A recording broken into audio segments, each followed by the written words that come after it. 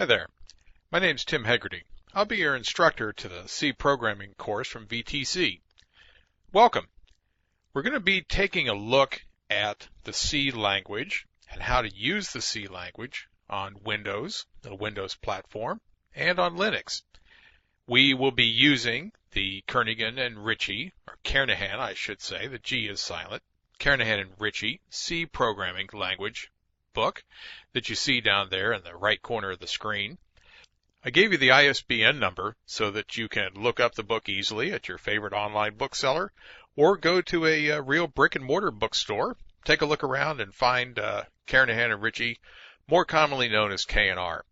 We will use it as our guide. K&R is, though, a C programming reference. There are small tutorial sections in it that we'll take a look at, but it does not really tend to want to teach you C. That's what I'm here for. I'll be teaching you C, and we'll use K&R, which is the only book that you will ever need about C programming to really program in the C language. Like I said, we will be doing C on Windows and some on Linux. This is not a C++ or a C# course, just so you know that up front. You will be able to use what you learn in C and about programming in this course if you decide to go on and learn more about the object-oriented architecture of C++ or onto C# and its particular environment. We will install a C compiler on a Windows platform and a Linux platform. We will be using Microsoft's Visual C++ 2005 Express Edition, and even though it's created for C++, it will compile our C code and our samples just fine.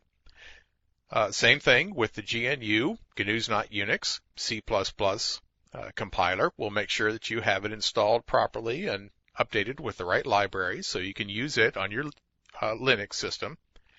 We will be looking at the process of programming, what has to happen if you're going to become any kind of programmer, and how to work with the C compiler, how to compile your thoughts into a language, and then actually into an executable program. We will look at C data types, operators, expressions, and the expressions are just our data types mixed with operators that give us results. We'll see how to control the flow of a program, how to make it branch in different directions based on things happening or not happening.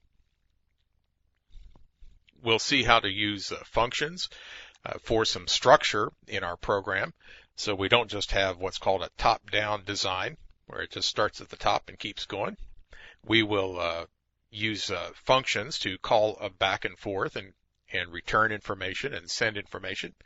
We will use pointers and arrays of pointers and arrays of arrays. It sounds a little confusing, but I think when we build a nice foundation and build from the bottom up, that you'll have a very good understanding of pointers and arrays by the time we're done with that section. We will be looking at how to use structures. Structures are very powerful, and it's how we commonly think of information. A structure like an entry on a mailing list has a name and an address and city, state, and zip, and all of those are different sizes and types of information, and we'll put those together into a single structure. We'll look at input and output. Doesn't do a lot of good for your program to just sit there and not talk to the outside world. So we'll show how to get information into the program and how to get it back out again. We'll take a look at using C on the World Wide Web with the Common Gateway Interface, or CGI. You'll be able to create a form and load it up on your web server and then view it in your browser, put information into the form, and get that information into your program, your C program, and then get a result, a reply from your C program back out to the internet and back out to your web browser. And we will take a look at common files on the server or on the computer that you've written your C program, so that you can open a file, you'll be able to read files, write files, and what we call seek to any place within the file that you want to.